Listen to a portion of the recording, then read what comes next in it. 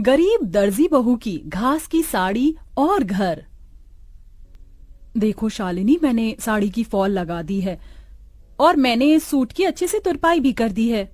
तुम दोनों का बहुत बहुत शुक्रिया। तुम दोनों की वजह से मेरा दर्जी का काम कितनी जल्दी हो जाता है, वरना अकेले ये सब कर पाना मेरे लिए बहुत मुश्किल था।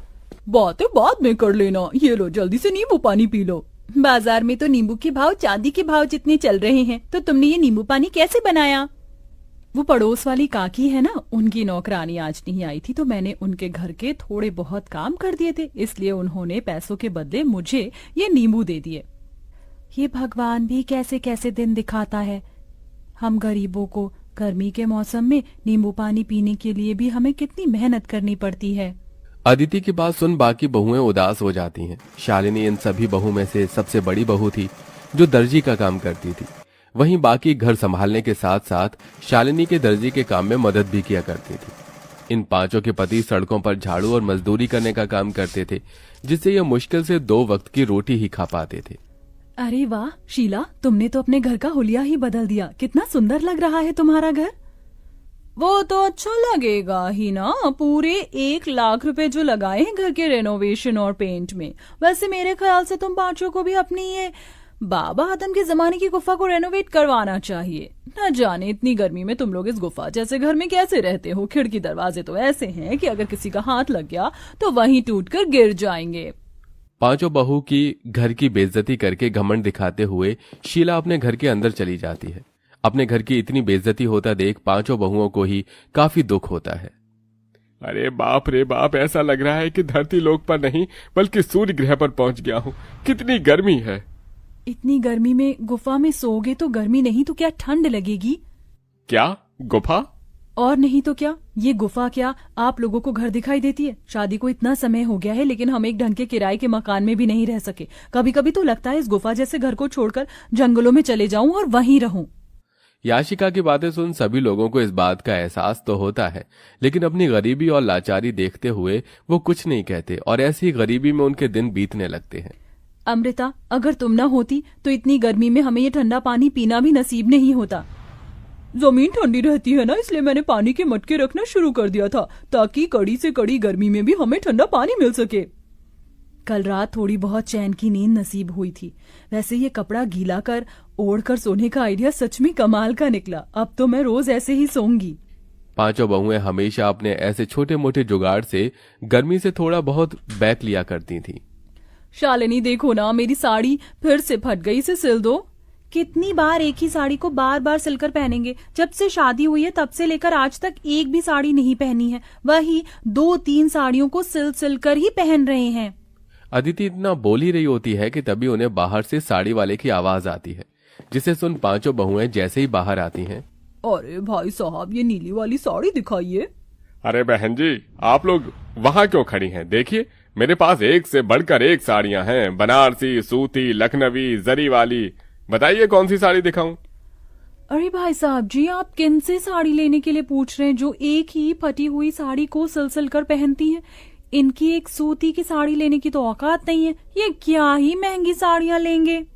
अपनी पड़ोसन मोना और अलीशा को अपनी इतनी बेइज्जती करता देख पांचों बहू की आंखों में आंसू आ जाते हैं और वो सीधा घर के अंदर चली जाती हैं। पांचों बहुएं इस गर्मी और गरीबी से परेशान हो चुकी थीं। पांचों बहुएं आंगन में बैठ एक दिन झाड़ू बर्तन कपड़े कर रही होती हैं कि तभी अचानक जोरों से हवाएं चलनी शुरू हो जाती हैं। लगता है बहुत जोरों से तूफान आने वाला है। चलो जल्दी घर के अंदर चलते हैं। पांचों बहुएं जैसे ही घर के अंदर जाने लगती हैं कि तभी तेज आंधी की वजह से उनके घर की छत उड़ जाती है और साथ ही साथ उनके घर की दीवारें भी टूटकर बिखर जाती हैं। हे भगवान, ये तूफान गांव में नहीं बल्कि हमारी जिंदगी में आया। अब हम लोग कहाँ रहेंगे? अपने घर के टूट जाने की वजह से पांचों बहुएं बहुत रोती हैं। शाम होते ही इन सब के पति घर आते हैं और ये सब नजारा देख उन्हें भी काफी दुख होता है, जिसके बाद अब वो सभी सिर छुपाने के लिए जंगल की तरफ बढ़ते हैं और एक बड़े से पेड़ के नीचे बैठकर अपनी रात वहीं गुजार लेते हैं। जहां ये सभी लोग रहते थे वहां पर एक बड़ी सी नदी भी बनी हुई थी जो तूफान की वजह से काफी गंदी हो गई थी, जिसे देख पांचों उस नदी की सफाई करते हैं और ऐसे ही उनके कई दिन गुजर जाते हैं। कभी कभी तो मन करता है इसी नदी के अंदर कूदकर जान दे दूं, कम से कम इन चीजों से छुटकारा तो मिलेगा। अमृता, ये तुम कैसी बातें कर रही हो? जिंदगी का तो नाम ही संघर्ष है, हम लोग ऐसे हार नहीं मान सकते। शालिनी की बात सुन नदी किनारे बैठी सभी बहुओं की आंखों में आंसू आते हैं। तभी उनके आंसू नदी के अंदर जा गिरते हैं। उनके आंसू जैसे ही नदी के अंदर जाते हैं तो नदी के अंदर एक सुनहरी रोशनी चमकती है और देखते ही देखते उनके सामने नदी की रानी बाहर आती है। कौन हो तुम?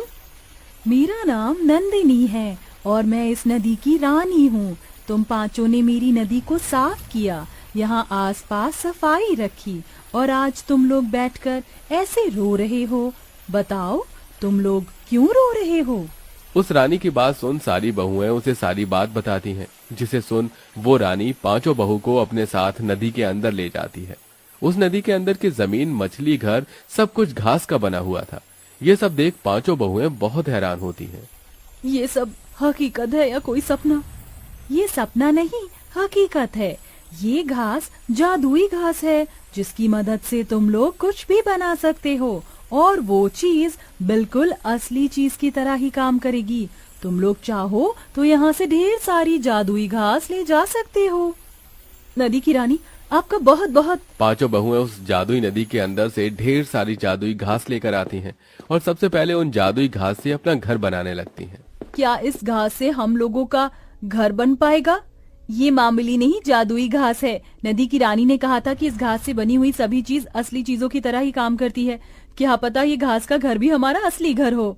पांचों बहुएं कुछ घंटे के अंदर एक बहुत बड़ा सा घास का घर तैयार कर देती हैं, जिसमें वो पांचों अलग अलग कमरे भी बनाती हैं। साथ ही साथ वो बाथरूम और रसोई घर भी बनाती हैं, जिसमें घास का चूल्हा, घास के बर्तन और कमरों में घास का पलंग, कुर्सी। जादुई घास होने की वजह से सारी चीज असली चीजों की तरह बिल्कुल मजबूत हो चुकी थी। मुझे तो यकीन ही नहीं हो रहा कि हम लोग अपने घर के अंदर खड़े हैं, वो भी एक ऐसा घर जो असली घर से भी ज्यादा मजबूत और अच्छा हो। अब तो हम यहाँ आराम से रहेंगे। जादुई घास होने की वजह से हमारा ये घास का घर भी कितना ठंडा है। अब तो यहाँ हमें बिल्कुल भी गर्मी नहीं लगेगी। पांचों बहुएं अपने अपने पतियों के साथ आराम से घर में रहती हैं और ऐसे ही कुछ दिन गुजर जाते हैं। सच में अब तो हद हो गई है। मन कर रहा है ये बची कुची साड़ी ले जाकर फेंक दूं। क्या हुआ अदिति, तुम इतने गुस्से में क्यों हो? गुस्सा ना करूं तो खुशी के मारे नाचूं। उस दिन तुमसे साड़ी सिलवाई थी, देखो आज फिर से ये साड़ी फट गई। अदिति की बात सुन शालिनी के मन में एक ख्याल आता है, जिसके बाद शालिनी दोबारा उस जादुई नदी के अंदर जाती है और वहां से ढेर सारी जादुई घास लेकर आती है और अपनी सिलाई मशीन पर बैठकर कुछ घंटे के अंदर ही घास की बनी हुई 5 साड़ियां तैयार कर देती है। साड़ियों के बॉर्डर पर वो तरह तरह के फूल भी लगाती है, जिसके बाद अब जैसे ही पांचों बहुएं उस घास की साड़ियों को पहनती हैं, इस घास की साड़ी को पहनकर तो ऐसा लग रहा है कि मानो जैसे मैंने रुई की साड़ी पहन रखी हो। अब इन घास की साड़ियों में हमें बिल्कुल भी गर्मी नहीं लगेगी और हम आराम से रहेंगे। पांचों बहुएं उस घास की साड़ियों को पहनकर काफी खुश होती हैं। जिस तूफान से इन पांचों का घर टूटा था, उस तूफान में गांव में और भी कई लोग थे जो बेघर हो गए थे। ये सब देख पांचों बहुएं उन लोगों के लिए जादुई घास से घर बनाती हैं। अरे आप लोग तो हमारे लिए देवी हो। जो चीज सरकार और अमीर लोग न कर सके वो आपने कर दिया। आपका एहसान हम कैसे चुकाएंगे। जादुई घास के घर बनाने के साथ साथ पांचों बहुएं गरीब औरतों के लिए घास की साड़ियां भी बनाती हैं, जिन्हें वो काफी सस्ते दामों में बेचती हैं। बरसों से सपना था कि सूती की साड़ी लूंगी, लेकिन हमेशा पैसों की कमी की वजह से ना ले सकी। लेकिन आज आपकी वजह से मैं रुई जैसी मुलायम साड़ी पहन सकूंगी। आपका बहुत बहुत शुक्रिया। जरूरतमंदों की मदद कर पांचों बहू काफी खुश थीं। वो घास की साड़ी बेचकर थोड़े बहुत पैसे भी कमा लिए थे, जिनको अब वो बुटीक में लगाती हैं और बुटीक खोलती हैं। घास की तरह तरह की ड्रेस बनाकर बेचती हैं और अब उन सब के पति अपना खुद का काम शुरू कर देते हैं, जिससे अब धीरे धीरे उनकी जिंदगी सही राह पर आने लगती है।